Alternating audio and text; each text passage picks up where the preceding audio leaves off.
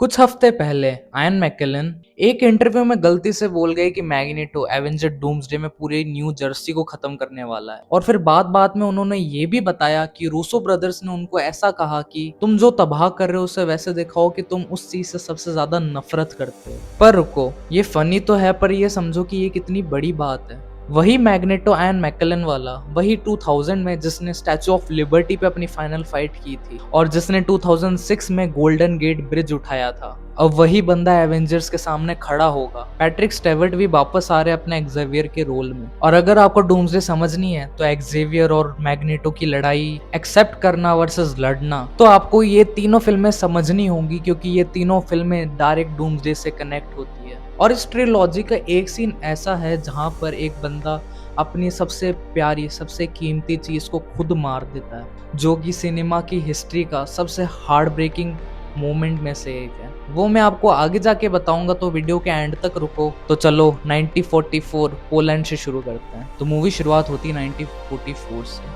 Poland में एक छोटा सा बच्चा अपनी माँ से अलग किया जाता है कंसंट्रेशन कैंप में। गार्ड्स उसे खींच रहे हैं और वो बहुत अंदर से टूट रहा है। मतलब आप समझ सकते हो, जब एक बच्चा अपनी माँ से अलग होता है तो वो कैसा फील करेगा।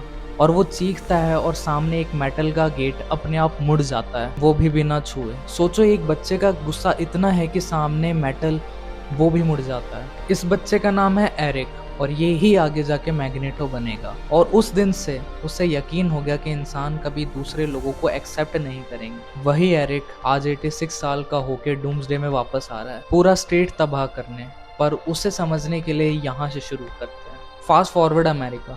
दो म्यूटेंट्स मिलते हैं, दोनों अकेले, दोनों घबराए हुए। पहली थी रॉब, जिस लड़की ने अपने बॉयफ्रेंड को पहली बार किस किया और वो बेहोश हो गया। उसका छूना किसी की भी पावर्स, किसी की भी यादें और किसी की भी जान खींच सकता है। सोचो उसे कितना अकेला फील होता होगा कि वो किसी को छू भी नहीं सकती और उसी के कारण वो घर से भाग जाती है। उसे लगता है कि वो एक मॉन्स्टर है। दूसरा है अपना लोगन, केज फाइटर, गुस्से से भरा हुआ और किसी को भी याद नहीं कि वो कहाँ से है और कहाँ से आया है। उसके हाथों से निकलते हैं मेटल के पंजे, बॉडी उसकी खुद की हील करती है, पर उसके पास भी कोई नहीं होता है। फिर ये दोनों पहुंचते हैं प्रोफेसर चार्ल्स एक्जेवियर के स्कूल में। बट ये स्कूल ऊपर से तो स्कूल लगता है, बट ये अंदर हीरोज बनाते हैं। एक्जेवियर का सपना है कि इंसान और म्यूटेंट साथ में रहें और उसकी एक्समैन टीम में है साइक्लॉप्स, जीन ग्रे और स्टॉर्म। अब आता है मैग्नेटो, एरिक, वही कैंप वाला बच्चा जो अब बड़ा हो चुका है और उसका सपना एक्जेवियर से बिल्कुल उल्टा है। एक्जेवियर कहता है कि इंसानों को टाइम दो और वो समझेंगे,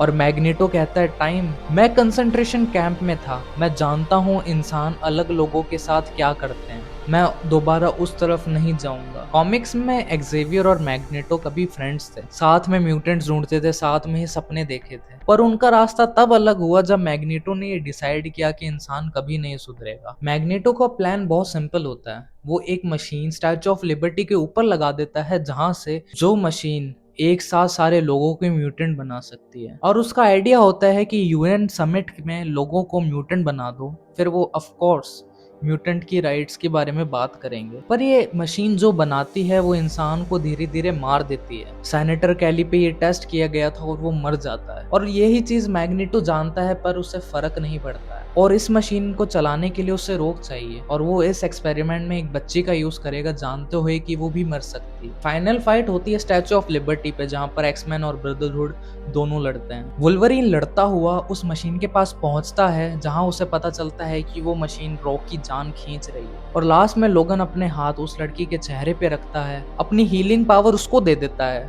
और वो इतना टूट जाता है, इतना कमजोर हो जाता है, और वो उस चीज को जान के भी उसको हेल्प करता है और वो उस अजनबी लड़की को बचाता है, क्योंकि वही अब उसकी फैमिली है। मैग्नेटो एंड में पकड़ा जाता है, पर आखिरी शॉट खत्म होता है कि मैग्नेटो जेल में है और एक्जेवियर के साथ चेस खेल रहा होता है। दोस्त भी है और दुश्मन भी, पर ये इतना सिंपल नहीं है। 2000 में सुपर हीरो फिल्म्स में कोई इतनी डेप्थ नहीं डालता था स्टोरी में। Majority of the movies drive करती थी उनके सूट्स पे, उनके एक्शन पर एक्समैन ने पूछा कि अलग होना गुनाह है, ये सवाल आज भी उतना ही जरूरी है। और इस फिल्म ने प्रूव कर दिया कि सुपर हीरो फिल्म में भी डेप्थ हो सकती है, जो कि नोलन की बैटमैन ट्रिलॉजी से भी पहले आई थी। अब ये थी पहली फिल्म। अब दूसरी फिल्म में आता है और भी बड़ा विलन, एक इंसान आता है जो मैग्नेटो से भी खतरनाक है। क्योंकि वो सिर्फ म्यूटेंट्स को एक्सेप्ट भी नहीं बल्कि उनको खत्म करना चाहता है। और इस बार एक्जेवियर और मैग्नेटो साथ में लड़ते हैं। दूसरी फिल्म शुरू होती है व्हाइट हाउस में नाइट क्रॉलर के साथ, एक म्यूटेंट जो टेलीपोर्ट करता है और प्रेसिडेंट पे हमला करता है।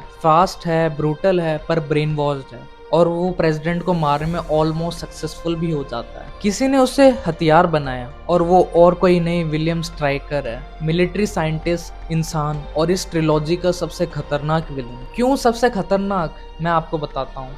मैग्नेटो तो अपने हिसाब से म्यूटेंट्स को बचाना चाहता है, पर स्ट्राइकर उन्हें हर एक को खत्म करना चाहता है अपने तरीके से। और एक डार्क बात बताऊं कि उसने खुद के बेटे को टॉर्चर किया ताकि वो उसकी पावर, जो कि माइंड कंट्रोलिंग पावर है, उसे कंट्रोल कर सके। और स्ट्राइकर का अगला मूव ये होता है कि वो एक्जेवियर के स्कूल में रात को रेड कर देता है छोटे छोटे बच्चों पर, और इस स्कूल में सब बच्चे सो रहे होते हैं और मिलिट्री उन पे हमला कर देते हैं क्योंकि वो अलग हैं। और इस पूरे सीन में एक्समैन ट्रिलॉजी की फिलॉसफी समझ आती है कि वो क्या कहना चाहती है, कि ये लोग इन पे हमला इसीलिए कर रहे हैं क्योंकि वो अलग पैदा हुए हैं। और तब सबसे बड़ा क्रॉसओवर होता है क्योंकि मैग्नेटो और एक्जेवियर साथ में लड़ते हैं। स्ट्राइकर ने दूसरा सेरेब्रो बनाया है जो एक साथ पूरे म्यूटेंट्स को खत्म कर सकता है। एक्जेवियर और मैग्नेटो के बीच में टेम्पररी सीज फायर हो जाता है। दुश्मन का दुश्मन अब दोस्त नहीं बल्कि एक जरूरत है। लोगन के लिए इस फिल्म में कुछ पर्सनल है। स्ट्राइकर का बेस होता है अल्कलाई लेक पे, और ये वही जगह है जहां पर लोगन को बनाया गया था। वेपन एक्स, हड्डियों में एडमेंडियम, और स्ट्राइकर ही वही इंसान था जिसने वो किया था। और लोगन को तब पता चलता है कि उसकी पूरी जिंदगी किसने प्लान की थी। Alkali Lake, weapon X programme,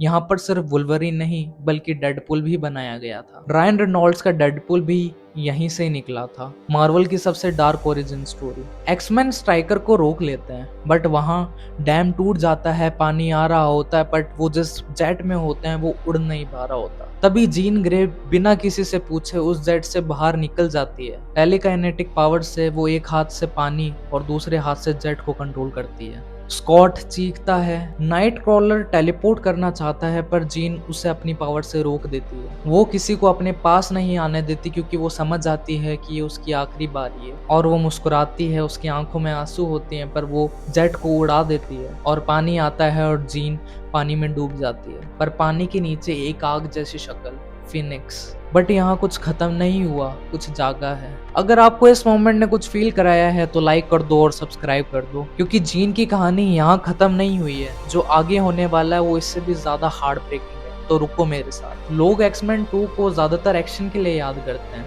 night cooler का ओपनिंग सीन, मैग्नेटो का जेल से निकलना, पर मुझे ये फिल्म इसलिए पसंद है क्योंकि जब वो सीन आता है जब सोल्जर्स बच्चों पे रात पे हमला करते हैं, वो एक रियल वर्ल्ड फियर है, अलग दिखने वाले लोगों पे हमला, जो कि आज भी होता है। और जीन का सैक्रिफाइस वो सिर्फ एक सुपर हीरो मोमेंट नहीं है, वो एक माँ जैसी फीलिंग है जिसमें मैं मर जाऊंगी पर तुम बच जाओगे, और वही चीज इस फिल्म को स्पेशल बनाती है। जीन की कहानी यहाँ खत्म नहीं होती, वो वापस आएगी, बट जो वो वापस आती है वो जीन नहीं होती, और जो वो करेगी उससे इस ट्रिलॉजी का सबसे डार्केस्ट चैप्टर शुरू हो जाता है। तीसरी फिल्म में एक सवाल आता है, और जो ट्रिलॉजी का सबसे मुश्किल सवाल होता है। एक क्योर बनाया जाता है म्यूटेंट्स पावर को हमेशा के लिए खत्म करने के लिए, और उस क्योर का सोर्स है एक बच्चा लीच, जिसकी पावर्स ऐसी हैं कि उसके पास जो भी म्यूटेंट जाता है उसकी पावर खत्म हो जाती है। आप ये चीज खुद से पूछो, अगर दुनिया आपको मॉन्स्टर माने और एक इंजेक्शन आपको नॉर्मल बना दे तो क्या आप उसे लोगे? पर मैग्नेटो कहता है ये कोई क्योर नहीं है, ये हमला है। हम बीमार नहीं है, हम एवोल्यूशन है, और जो हमें बदलने को कहता है वो हमसे डरता है। और तब वापस आती है जीन ग्रे, पर ये जीन ग्रे नहीं होती,